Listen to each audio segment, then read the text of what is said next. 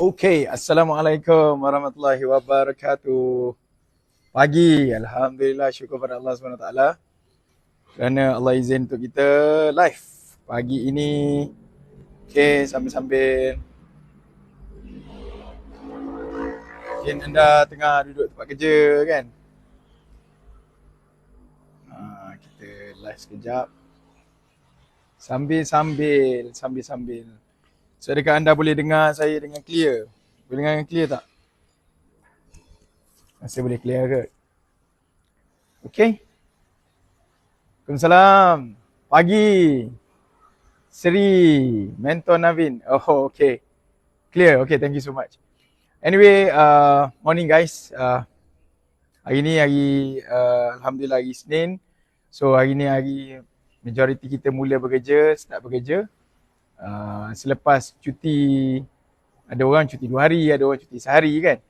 So, insyaAllah hari ni hari yang lebih baik untuk kita semua. Okay. Saya tengah nak tunggu, ada sedikit urusan sekejap lagi dengan mak saya. Jadi saya tunggu dalam, dia perlukan masa lebih kurang 30 minit. Saya dah settle, so saya kata saya live sekejap. Maybe ada few questions yang saya boleh jawab pagi ni. InsyaAllah boleh bantu anda semua, insyaAllah.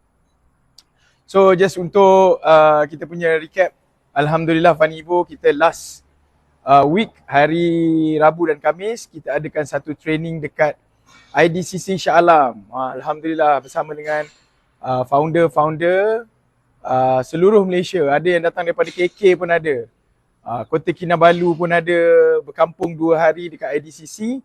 Dan kita belajar banyak tentang how to grow business lagi laju. Alhamdulillah. Mungkin anda salah seorang yang datang hari Rabu Khamis. Analia. Okey, Analia banyak belajar tak? Ada belajar, apa yang Analia belajar waktu Rabu dan Khamis? 2 hari dekat IDCC. Boleh share tak dengan kita punya sahabat-sahabat yang live dengan kita sekarang ni? Mana tahu ilmu yang kita dapat tu, dia panggil apa? Saya pegang satu prinsip, kalau ilmu ni, kadang-kadang kita rasa tu biasa, sampah lah, macam ilmu ni biasa sangat, sampah. Tapi ayat yang kita kena pegang bila ilmu ni sampah bagi kita tapi emas bagi orang lain. Bagi orang lain dia sangat menghargai ilmu tersebut. Okay? So apa yang kita share dalam training tu? Training 2 hari. Terutama saya nak highlightkan hari kedua lah. Sebab hari kedua waktu Amazing Founder Grow Business Lagi Laju tu,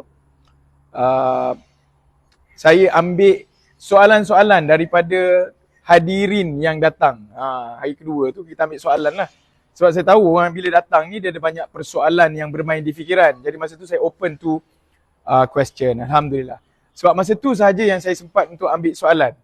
Sebab kita juga ada, Alhamdulillah bulan 7 jadual Fani Evo so pack, sangat pack. Sebab kita buat road tour satu Malaysia. Road tour kita pergi mula dengan utara, lepas tu kita pergi selatan, lepas tu kita pergi pantai timur. Pantai timur kita pergi 3 negeri pantai timur, Kelantan, Terengganu dan Pahang, Kuantan. Dan insyaAllah untuk bulan 8 kita akan start pack lagi, 8-9 kita akan start pack lagi untuk kita pergi sampai level kita akan pergi ke Sabah juga. Orang Sabah insyaAllah bersedia untuk tim Fani Evo hadir untuk share ilmu kepada anda how to grow your business lagi laju insyaAllah. Okay? So soalan, ramai orang bertanyakan, dia ada especially for those yang buat business startup ataupun level baru dapat 100,000 sebulan. Ramai orang buat banyak bisnes satu-satu masa. Siapa dekat sini yang dia ada lebih daripada satu bisnes? Maksudnya dia buat, dalam kes waktu kita punya Amazing Founder baru-baru ni, dia ada bisnes coklat. Dia dah buat bisnes coklat. Pada masa yang sama dia juga buat bisnes sarapan pagi. Jadi soalannya adalah macam mana saya nak dapat 200,000 sebulan? That is the question. Okay, dia dah dapat 100,000. Macam mana nak dapat 200,000 sebulan? Jadi saya tanya soalan. Okay, apa bisnes yang awak buat? Nama dia Syazwan. Saya masih ingat lagi nama dia Syazwan. Apa yang awak buat? Jadi Syazwan kata, satu saya berniaga coklat. Coklat dapat berapa? Saya kata sebulan. Syazwan kata 50,000 sebulan. Saya juga berniaga sarapan pagi. Dapat berapa sebulan? 50,000. Jadi total dua-dua tu 100,000. Saya pun tanya Syazwan, you nak dapat lebih, you tak boleh buat 2 bisnes pada satu-satu masa. Listen to me carefully guys. Siapa yang sedang mendengar saya, apabila anda nak dapat bisnes anda berkembang dengan laju, dan pada ketika itu anda juga tidak memiliki tim pasukan yang cukup, kita tak boleh nak buat more than one business. Why? Sebab dia akan consume our energy. Dia akan consume our thoughts, fikiran kita ni. Jadi serabut. Dan akhirnya apa yang kita nak capai tu yang dikendung, apa dia panggil? Yang dikejar tak dapat, yang dikendung berciciran. So you need to be very careful. Okay? For those yang baru berniaga ataupun dalam fasa nak grow business, jangan buat lebih daripada satu business. Focus is the key. Okay? Alright? Waalaikumsalam. Okay, so siapa ada soalan boleh tulis kat bawah. Okay. Ada soalan tentang bisnes boleh tulis di bawah. Saya akan baca, saya akan bantu untuk bisnes anda insyaAllah. Tanya any apa dia panggil, any soalan insyaAllah. Okay. Sebab saya tahu usahawan ni kadang-kadang dia ada satu masalah lah usahawan. Dia majoriti dia ada sindrom kesunyian. Okay, sindrom sunyi. Sunyi, tak tahu nak bercakap dengan siapa kan. Okay, luahkan. Okay. Dan insyaAllah kita akan bantu satu sama lain insyaAllah. Saya baru live. Baru 5 minit saya live. Sebab saya pun tak plan untuk live lama pun. Just untuk share kepada anda, jawab few question insyaAllah. Dah balik Kelantan ke? Seronok terserempak di Petronas tuan. Hari tu. Petronas mana terserempak tu? Petronas mana satu Saya banyak tu Petronas tu sebab setiap kali saya pergi memang saya akan pergi Petronas. Saya jarang pergi petrol station lain. Sebab boleh kumpul point kan. Nak ke Tol Gombak. Oh, okey. Maksudnya hari Sabtu. Ada korang tegur saya Sabtu dekat Petronas. Jumpa dekat bahagian mana? Dekat farm ke dekat mana? Okay. Giveaway tu satu marketing juga ke? Giveaway ni, okay, soalan yang sangat bagus. Giveaway ni, apa tujuan giveaway? Tujuan giveaway kalau kita just bagi, maka dia tidak memberi apa-apa impact. Okay lah, kita bagi giveaway, brand kita naik lah. Alright, brand kita naik. Tetapi bolehkah kita ukur kenaikan brand itu reflect kepada sales? Tidak semestinya. Okay, giveaway, dia naik branding, nampak orang ni sangat pemurah. Tapi dia bergantung juga kepada apa yang anda bagi kepada orang tu. Anyway, anda bunyi tak bising ke? Sebab saya pakai mic ni, saya rasa dia sound cancellation lah rasanya. Kan, sebab dia ada construction kat sebelah ni. Jadi, bila kita give away, bagus tak? Bagus. Orang akan nampak kita bagus sebab kita bagi barang. Cuma dia just reflect kepada branding kita. So branding ni dia adalah deposit kepercayaan masa depan. So dia tidak boleh terus reflect into sales. So apa boleh kita buat kalau kita nak bagi giveaway? Boleh, jawapan dia boleh. Cuma apabila anda bagi giveaway, make sure collect database. Make sure collect database. Maksudnya contoh, okay, anda buat satu giveaway, katakanlah nak bagi anything. Nak bagi kasut ke, nak bagi apa-apa. In order for you dapatkan sekian-sekian, okay, isi borang ni. So bila dia isi borang, what will happen adalah kita dapat collect database. Kita boleh contact dia untuk tujuan promote anything atau bid silaturahim untuk dia beli masa depan. Okay, clear? Tuan nak tanya, umur berapa tuan and nampak jalan hidup tuan apa turning point? Oi, umur adalah satu rahsia. Rasa-rasa saya umur berapa? Cuba kita main teka-teki. Yang sedang live dengan saya, cuba teka. Umur saya berapa sekarang? Ada orang tanya saya umur.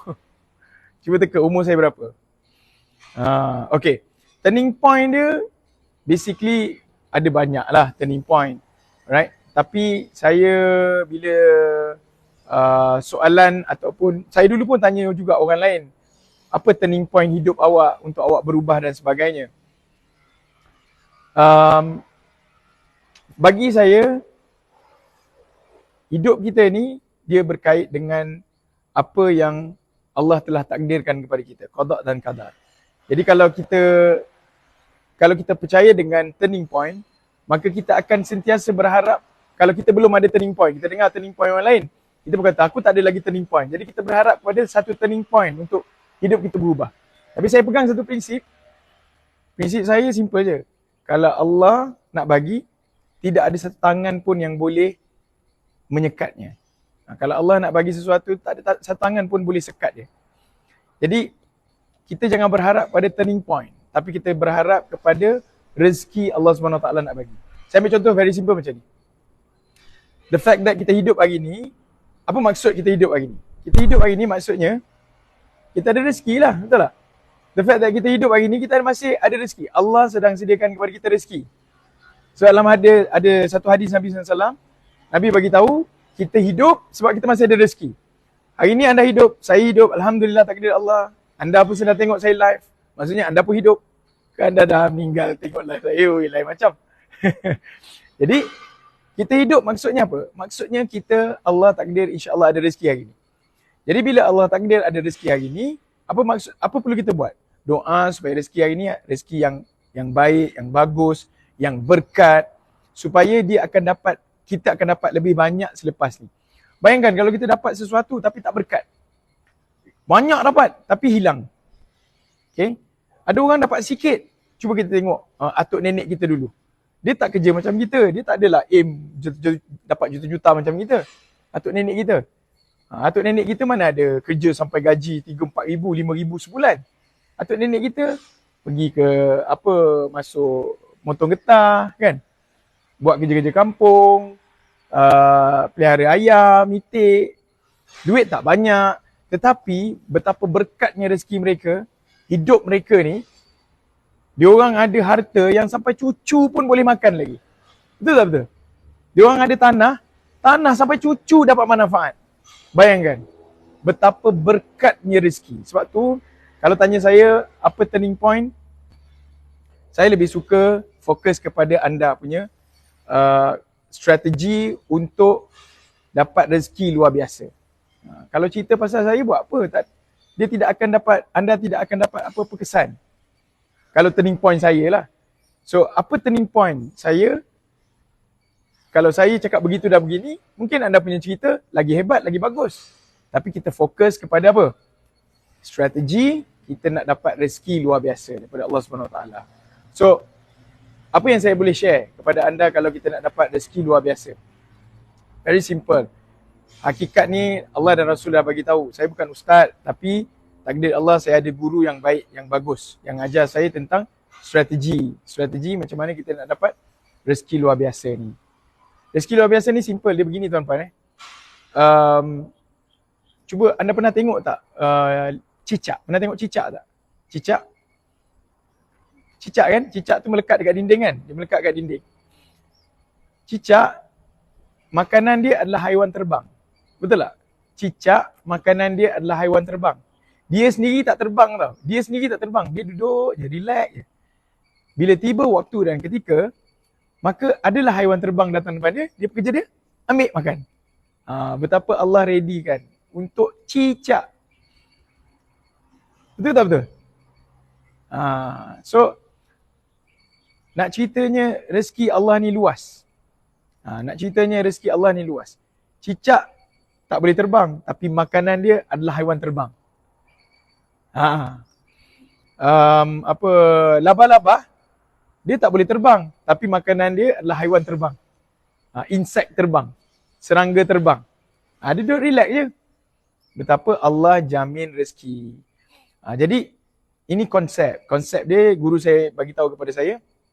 Alhamdulillah. Okay, anyway, kalau satu turning point saya lah, kalau saya boleh share, adalah ada seorang guru yang mursyid, yang boleh memberitahu kepada kita apa perlu kita buat. That is my turning point lah, kalau tanya saya turning point. So that's why kalau anda nak kehidupan anda lebih baik, cari guru. Alhamdulillah, cikgu saya mengajar saya strategi jemput rezeki dan kekayaan. Macam mana kita nak jemput rezeki? Bukan kita cari rezeki, kita nak jemput rezeki. Beza kan kalau cari dengan jemput. Cari susah, tak tahu nak cari kat mana. Kalau saya kata dekat anda duduk sekarang ni, kat mana-mana lah, anda sedang bawa kereta ke kan, dekat rumah ke, saya kata cari semut sekarang. Susah tak cari semut? Tengok kiri, kanan, depan, belakang, carilah semut. Susah. Tapi kalau kita kata jemput semut, jemput semut, kita letak je gula, kita tunggu semut datang. Jadi menjemput itu lebih mudah berbanding mencari. Sama juga dengan rezeki. Mencari rezeki ni susah. Sebab kita tak tahu kat mana rezeki kita, betul tak? Tapi kalau kita jemput rezeki, okey tak? Masya Allah, senang je jemput rezeki. Jadi apa kaedah kita nak jemput rezeki? Kalau tanya saya turning point whatsoever kan, yang boleh bagi manfaat untuk anda ni, jemput rezeki ni simple. Kita kena faham siapa, kalau kita nak jemput semut, kita kena bagi apa semut suka. Betul tak? Kalau nak jemput semut, nak suruh semut datang, kita kena bagi apa semut suka, semut datang. Tapi kalau kita nak jemput rezeki, kita kena tahu siapa pemilik rezeki. Pemilik rezeki ni Allah Subhanahu Wa Taala. Jadi kita kena buat apa yang Allah suka. Bila kita buat apa Allah suka, Allah bagi apa kita suka. Sebab tu saya pegang 3 prinsip. Siapa yang datang ke kelas, saya akan share kepada tiga perkara. Satu, buat apa Allah suka, Allah bagi apa kita suka. Sebab Allah kan pemilik rezeki, kita buat je apa Allah suka, Allah bagi apa kita suka. Alright? Itu satu. Contoh apa yang Allah suka pagi-pagi kita buat. Pagi-pagi kita muliakan ibu kita, bagi kalau duduk dengan mak, beli makanan untuk mak, readykan mak, bawa mak pergi mana-mana yang mak nak pergi, dahulukan mak, contohnya. And then apa lagi yang Allah suka kita buat? Sedekah. Kita bagi sedekah pagi-pagi kan. Sedekah ni dalam hadis Nabi kata apa? Segala jenis kebaikan dikira sedekah. Bukan duit je. Jadi pagi-pagi ni saya buat live tengah buat sedekah ni. Saya buat live ni tengah buat sedekah ni. Bukan buat saja-saja. Sebab nanti saya akan claim. Bukan claim dengan anda. Saya akan claim dengan Allah SWT. Ya Allah, aku dah buat kebaikan. Dah jawab soalan. Dah bagi tips kepada orang yang sedang live. Alhamdulillah, nanti saya yakin Allah akan bagi pada saya. Sebab dia kan pemilik rezeki. Okay?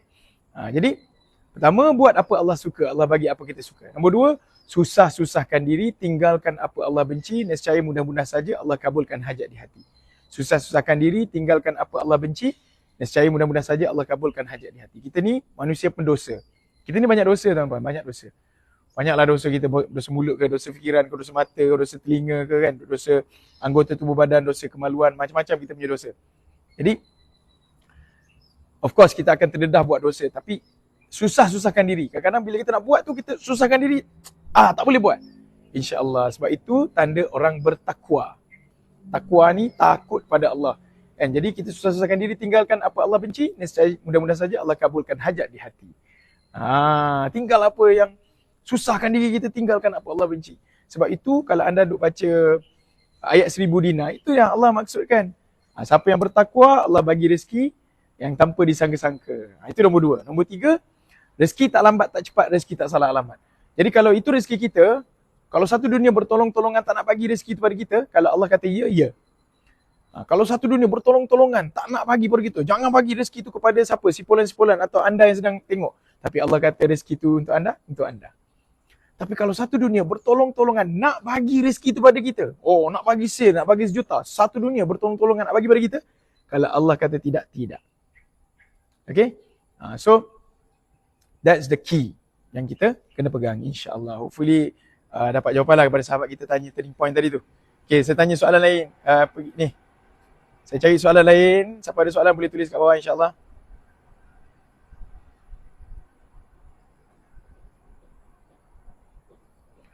Depan kaunter ambil gambar selfie. Oh, okay.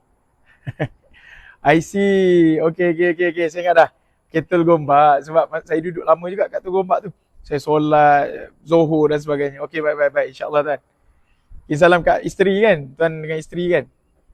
Tuan bagi tahu pasal isteri tuan masa tu kan? Tuan macam mana nak buat marketing untuk bisnes setempat, contoh kedai makan? Okay. Ada 2, kalau kedai makan, I would recommend nombor 1, perbaiki kedai kita. So, kena buat banner besar-besar. Makanan kita cari signature punya makanan. Okay, ni untuk orang kedai makan My advice. First kali kedai makan kita kena ada satu signature yang syok, yang best. Ini memang padu. Okay?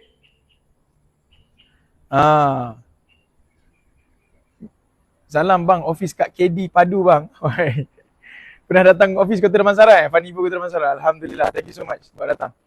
So, untuk kedai makan, pemilik kedai makan, first kali cari satu menu killer yang memang shock. Right? Jangan menu yang biasa-biasa. Kalau orang lain tom yum, kau tom yum juga. Kau kena create. Kalau kau tom yum, kau kena create tom yum contoh. Bagi nama yang shock. Tom yum berapi kepala lembu contoh. Sebab nampak lembu depan ni. Lembu tengah makan rumput depan ni.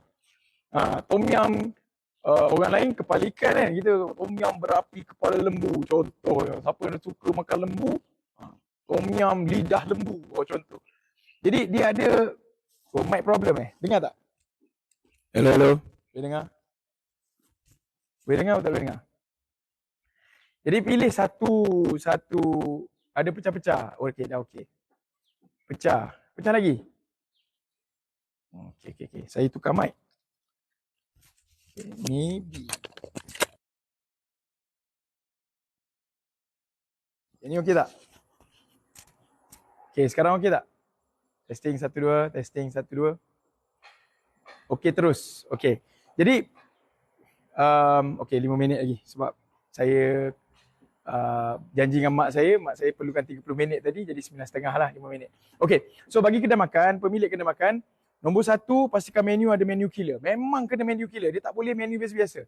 Maksudnya orang lain, contoh McDonald tak boleh menu sama macam KFC. Dia kena killer. Ni ayam goreng. Tapi ayam goreng McDonald, kelebihan dia adalah rasa pedas dia. Pedas dia tu luar biasa berbanding spicy KFC. Jadi dia kena lain. Okey, tu satu. Settle Pemilik kedai makan make sure ada menu killer. Tu siap ada apa tu? Rama-rama ke belakang. Satu. Ini tengah construction lagi ni, saya datang tengok rumah construction ni. Okey. Nombor 2 adalah bila dah ada menu killer, make sure dekat kedai makan anda tu sebesar-besar alam mesti ada banner sebesar-besar alam. Dia kena dari jauh nampak. Dia bukan untuk engkau seorang nampak. Faham? Jadi banner tu sebesar-besar alam, tak kisahlah anda buat apa dalam bentuk apa pun, tapi biasanya orang akan print banting, banting lah. Bukan banting, banner lah. Print banner and then buat yang elok sikit, yang boleh jahit ke kat tepi tu kan, yang dia jadi straight tu. Buat besar-besar. Letak gambar makanan, tulis sebesar-besar alam kita punya nama makanan tu. Okay? Alright? Jadi, apa tujuan dia? Tujuan dia daripada jauh orang dah nampak kita punya kedai makan. Jadi kau jangan cakap lah ini apa kedai makan kena buatan orang ke apa. Buatan diri sendiri kadang-kadang. Bukan buatan orang, buatan diri sendiri. Engkau yang tak buat orang nampak. Kita kena expect orang ni sebelum dia masuk makan tu dia dah tahu apa benda yang dia nak makan. Faham tak? Right? Dia kena tahu apa yang dia nak makan sebelum dia masuk kedai makan. Dia bukan duduk baru dia fikir nak makan apa. Itu akan melambatkan proses untuk orang datang kedai kita. Clear tak? Tu 2 step. Okay? 2 step. Nombor 3, apabila anda ada kedai makan, maka perbaiki dari sudut suasana atau servis kedai makan tu. Servis kedai makan tu kena elok lah. Kena bagus. Maksudnya apa? Contoh, dari sudut pelayan. Orang yang layan customer kita. Kalau jenis yang muka pun macam nak cari gaduh, orang tak nak datang. Saya pernah ada seorang, kita punya presiden kita, Alhamdulillah sekarang she's very successful. Glowing Beauty punya owner, founder. Jadi beliau pernah bercerita waktu sharing, beliau bagi tahu dulu dia kerja kedai makan. Bila dia kerja kedai makan, orang suka datang kedai itu sebab dia melayan dengan bagus customer. Jadi cuba tengok siapa yang layan customer kita. Budak-budak baru lepas universiti yang tahan mana-mana ataupun orang yang betul-betul suka layan orang lain. Contoh bila dia datang, dia greet dengan shock, dengan senyum kan. Kalau dia senyum, then okay. Saya ambil contoh, saya dulu pernah kerja dekat pam minyak petrol station. Dululah, ni cerita dulu kan. Zaman tu zaman yang tak boleh pakai kad lagi.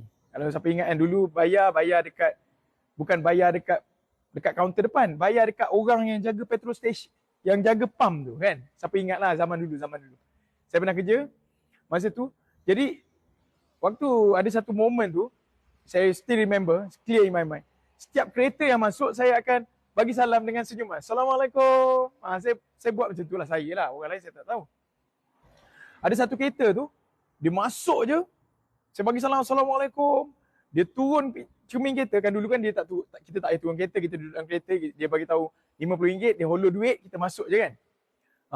Bila dia masuk je parking, nak isi minyak kereta, saya bagi Assalamualaikum tu, dia turun kereta, dia terus senyum, dia terus cakap dengan kuat, "Engkau lah orang pertama bagi salam dengan senyuman," dia kata. "Bagus dik, teruskan." Nak ceritanya, level pump station pun buat macam tu. Apatah lagi kalau kedai makan. So make sure service. Nombor 3 tu service. Service tu apa? Orang serve layan bagus, book menu kita tu biar bagus. Ini tak, engkau pergi buat dalam cincai, buat buku menu cantik. Cuba tengok restoran yang mahal. Kan dia ada buku menu bagus. Barulah orang rasa ni. And then gambar tu, biar gambar tu keluar dia punya, nampak juicy kalau perlu juicy tu. Baru orang nak beli. Ini tak, engkau pergi laminate bodoh-bodoh lah bagi. Laminate tu dekat 10 tahun kau duk guna benda laminate tu je. Faham? Laminate tu dah 10 tahun kau duk, orang datang nak order kau bagi laminate tu. Dan nak hancur laminate pun. So buat laminate tu, kasih besar, cuba tengok, cuba pergi ke restoran apa. Contoh pergi restoran Papa Rich. Restoran yang mahal. Kan dia gambar dia tu, orang dah boleh keluar air liur sebelum makan lagi. Sebelum makanan tu depan mata dia. Dia dah keluar air liur dia. That level lah servis. Ini tidak, bagi yang dah laminate 10 tahun. Dah terkoyak-koyak, terkopak dah. Lepas tu nasi goreng. Bosan lah. Bagi benda servis yang best. Kalau kita pergi kedai tu, kita suka the environment, the service, kita buat untuk kedai kita. Okay. So orang yang layan, nombor 2 adalah buku, menu. Penting, sangat penting. Nombor 3 adalah suasana kedai. Suasana kedai, dik, tolonglah dik. Ni aku cakap adik dah ni. Tolonglah suasana tu biar bagus. Alright? Saya bagi tahu jujur dan ikhlas. Orang-orang yang ada duit, dia tak akan makan kedai kotor. Orang yang ada duit, dia tidak akan pergi kedai-kedai kotor. Dia tak akan pergi kedai-kedai yang tak mementingkan hygiene. Ni saya cerita ni orang ada duit ni. Kalau kau nak jual lebih mahal, harga lebih premium, margin lebih besar. Targetlah orang yang ada duit.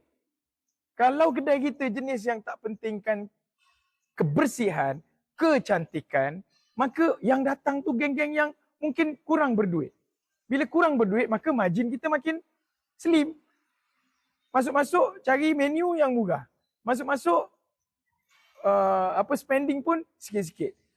Kita tak nak. Kita nak orang yang air kosong pun dia boleh bayar lah kalau orang yang ada duit ni. Faham tak?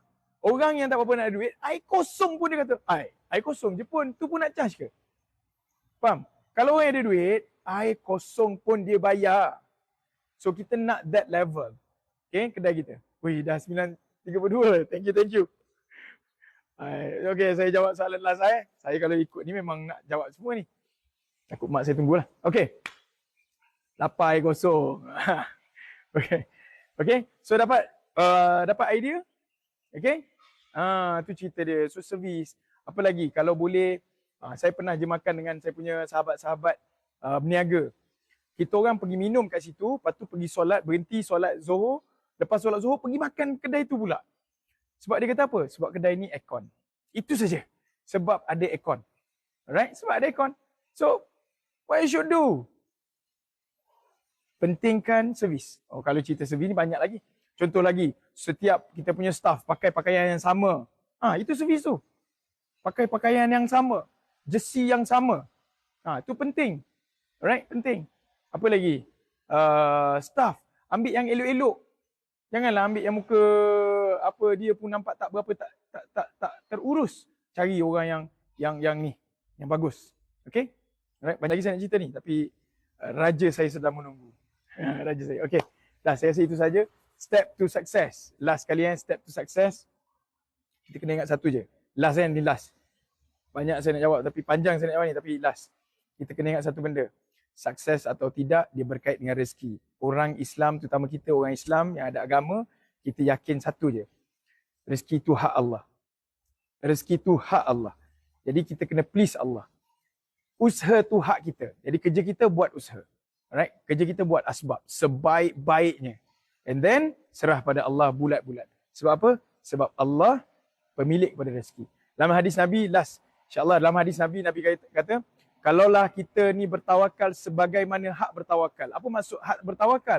Kita bukan tawakal pada kereta kita, jumpa klien, kereta kita bagus, kereta kita mahal, kita tawakal dengan kereta kita, closing klien. Bukan. Kalau kita bertawakal sebagaimana hak bertawakal, Nabi kata dalam hadis, hak bertawakal ni kepada siapa? Kepada Allah SWT. Kita akan jadi seperti burung. Burung keluar sarang perut kosong, balik perut kenyang. Kalau kita tawakal kepada Allah. Faham? Burung keluar daripada sangkar dia, pagi perut kosong, balik perut kenyang. Maksudnya apa? Maksudnya kalau kita letak tawakal tu kepada Allah, Allah urus. Bayangkan si burung tu, usaha dia buat tanpa akal, Allah boleh bagi kenyangkan perut dia. Tanpa akal tau. Dia usaha tanpa akal, ada otak je. Kita manusia usaha dengan akal.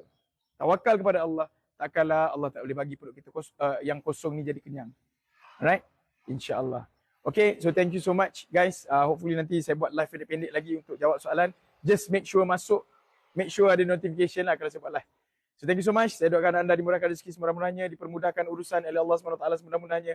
Hari ini adalah perjuangan, esok adalah pengharapan, lusa adalah kemenangan. Kita semua insyaAllah jumpa anda di angkasa kejayaan. Assalamualaikum warahmatullahi wabarakatuh. Pagi.